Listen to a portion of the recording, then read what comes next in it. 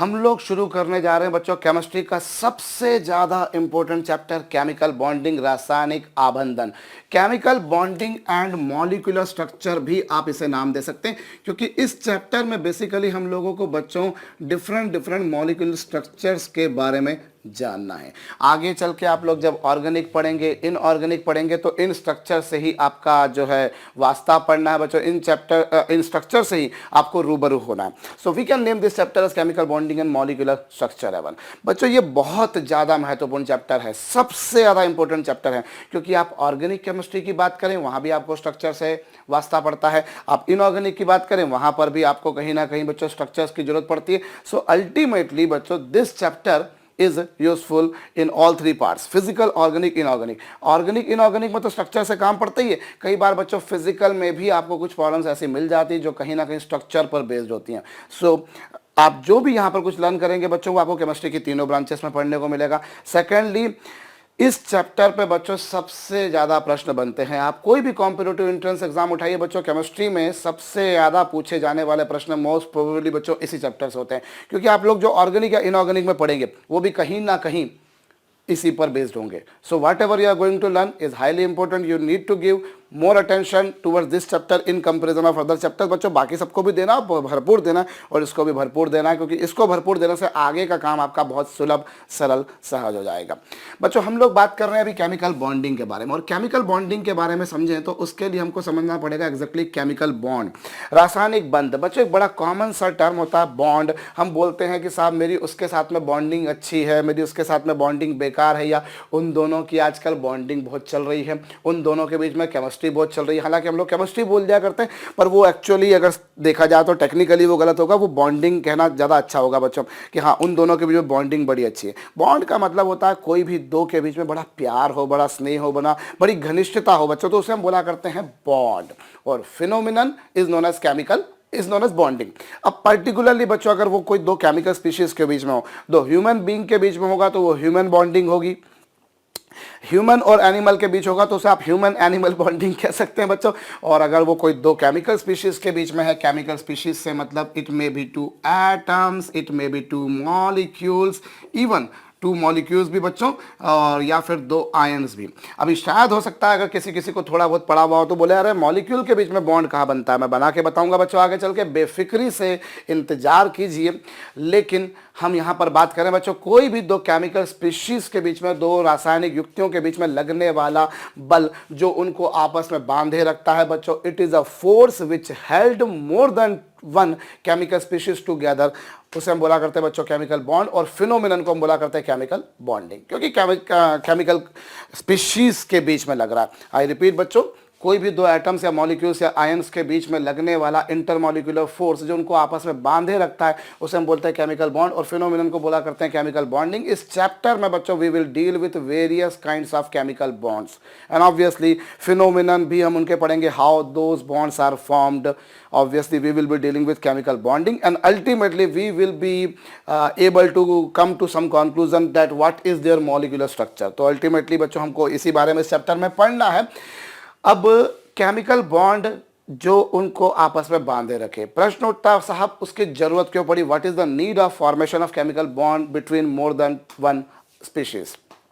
तो क्या कारण है बच्चों, उसके पीछे रीजन बड़ा सिंपल सा होता है। दुनिया में कोई भी हो बच्चों, हर किसी को स्टेबिलिटी चाहिए, आप हो मैं हूं, स्टेबिलिटी चाहिए। इवन नॉन लिविंग बींग्स जो होती है बच्चों उनको भी स्टेबिलिटी चाहिए।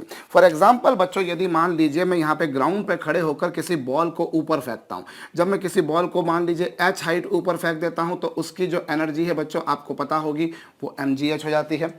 अब मैंने अगर मान लीजिए इसको छोड़ा, ये वापस नीचे आया, क्यों आया, बहुत से लोग बोलेंगे सर ग्रेविटी अट्रैक्ट्स इट, तो ग्रेविटी ने इसको खींचा इसलिए नीचे आया। सर न्यूटन की इजाद ही ये थी, आपको नहीं पता होगा। बिल्कुल सही बात है बच्चों, पर मैं इसको एक दूसरे तरीके से अगर मैं समझूं कि जब ये ऊपर गया तो इसकी ग्राउंड से हाइट बढ़ गई, और हाइट बढ़ गई तो mgh एनर्जी बढ़ गई, और जब एनर्जी बढ़ गई बच्चों तो एक सिंपल सा रूल है बच्चों हमारे नेचर का, ना केवल किसी लिविंग बीइंग का या नॉन लिविंग बीइंग का, एक सिंपल सा हमारे पास में रूल है बच्चों, लार्जर दी एनर्जी, एनर्जी जितनी ज़्यादा होती है बच्चों स्टेबिलिटी उतनी कम होती है। लार्जर एनर्जी स्मॉलर स्टेबिलिटी, यहाँ पर अगर एनर्जी ज़्यादा है तो स्टेबिलिटी कम होगी, और स्मॉलर एनर्जी, एनर्जी जितनी कम होगी बच्चों, स्मॉलर दी एनर्जी लार्जर दी स्टेबिलिटी। ये देखिए साहब, स्मॉलर एनर्जी लार्जर स्टेबिलिटी, ये एक जनरल रूल है बच्चों हमारे पास में पूरी की पूरी नेचर का।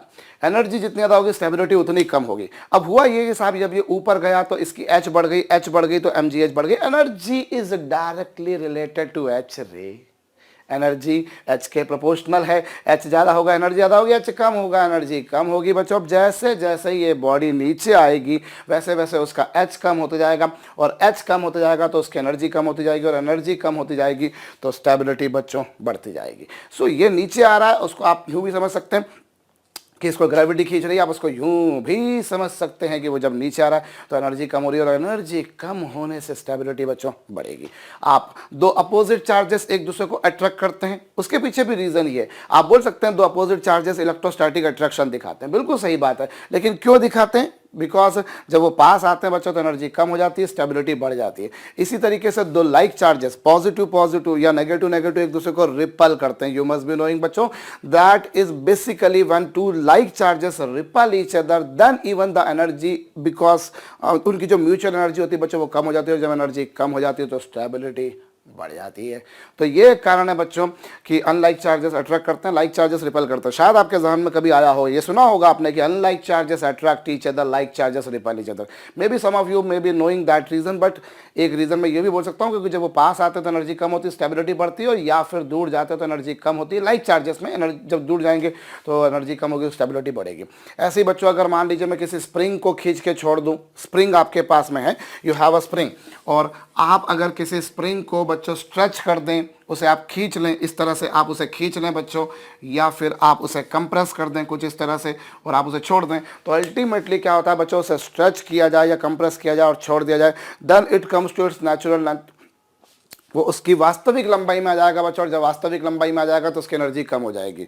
You will see in physics बच्चों की व्हेन स्प्रिंग इज स्ट्रेच्ड और spring is compressed energy is increased, और when it comes to its natural length energy is decrease, and if energy is decrease again वही घिसी पिटी सी बात बच्चों, स्टेबिलिटी बढ़ जाएगी। So because of this reason बच्चों एक स्प्रिंग को स्ट्रेच करो या कंप्रेस करो वो वापस ओरिजिनल लेंथ में जाता है। दो अपोजिट चार्जेस अट्रैक्ट करते हैं, लाइक चार्जेस रिपेल करते हैं, किसी बॉडी को ऊपर फेंको वापस से नीचे आती है। कारण यही है, घिसा पिटा सा बच्चों, एनर्जी कम होती जाएगी, स्टेबिलिटी बढ़ती जाएगी। सो यहाँ पर क्या हो रहा है बच्चों, कोई भी दो केमिकल स्पीशीज के बीच जो फोर्स है वो हम कहते हैं उस फोर्स को बॉन्ड, और प्रक्रिया को बोलते हैं बच्चों बॉन्डिंग। अब एटम्स अगर फोर्स लगाते हैं तो क्या कारण है बच्चों, उनको भी स्टेबिलिटी चाहिए, just like this ball, just like charges, just like this spring, उनको भी स्टेबिलिटी चाहिए, and they can get the stability by coming closer to each other. जब वो एक दूसरे के पास आते हैं बच्चों तो उनमें जो है डिस्टेंस कम होती जाती है, एनर्जी कम होती जाती है, और स्टेबिलिटी बढ़ती जाती है, और एक पर्टिकुलर जगह पर आकर बच्चों स्टेबिलिटी बहुत ज़्यादा हो जाती है, वहाँ जाकर वो दोनों रुक जाते हैं, और उससे ही हम बोला करते हैं बच्चों बॉन्ड। तो यहाँ एटम्स को भी स्टेबिलिटी चाहिए, और एटम्स को स्टेबिलिटी लाने के लिए बच्चों they have to come closer to each other, and one more thing बच्चों, they need to occupy 8 electrons in the outer most shell. बच्चों उनको अंतिम कोश में 8 इलेक्ट्रॉन चाहिए। They require to have 8 electrons in the outermost shell, which you also call as बच्चों octet. You have seen बच्चों atom के आउटर मोस्ट ऑर्बिट में 8 से ज़्यादा इलेक्ट्रॉन नहीं हो सकते, 1 2 3 4 5 6 7 और मैक्सिमम 8 हो सकते हैं। सो एटम्स जो है बच्चों वो स्टेबिलिटी कैसे गेन करते हैं, by having 8 electrons in the outer most shell. When their octet is complete, when they have 8 electrons in the outer most shell, they are said to be stable. बच्चों उन्हें हम स्थायी मानते हैं, स्टेबल मानते हैं, और वो ऐसी सिचुएशन होगी बच्चों जब वो जो है स्टेबल बन जाएंगे। तो बेसिकली जो बॉन्ड बन रहा है बच्चों, बॉन्ड बनने में एटम्स का जो गोल है ना वो सिर्फ एक ही गोल है, वो है उन्हें 8 इलेक्ट्रॉन करना है, उनको स्टेबिलिटी करनी है। जनरली हम लोग ये देखते हैं कि 8 इलेक्ट्रॉन्स हैं, हालांकि इसके कुछ एक्सेप्शंस आगे चल के आपको मिलेंगे। You will be seeing some exceptions in which there are not 8 electrons in the outer most shell, yet they are stable.